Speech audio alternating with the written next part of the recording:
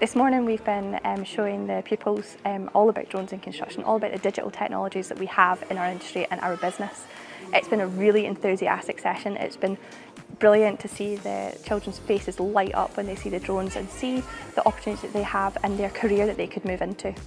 The drones will be applicable in lots of our subjects, and for them to actually see them and talk to people who are working with them just gives relevance and credibility to what we're trying to do on a theoretical level. Again, I think young people want to know that there is practical application to what we're talking about, and it means a lot to them to see someone who's working in an industry that they're interested in. We can talk to them about the industry, we can give them experiences of it, but actually real living people who are doing that. They can then start to map a journey from where they sit to where that person is, and so it really it often inspires our young people. They'll often in S6 talk about, do you remember that input we had? That was the day I decided.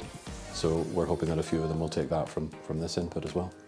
Delighted to be here at Culloden Academy this morning to celebrate supporting 5,000 young people through the Drones in Construction workshop. We've been delighted to work in partnership with Skills Development Scotland to develop this resource over the last 2-3 years.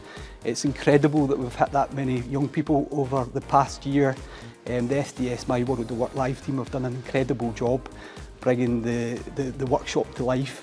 It's been great to see the enthusiasm of the pupils this morning as they've took part in the workshop. The skills demand in the future in Scotland is massive.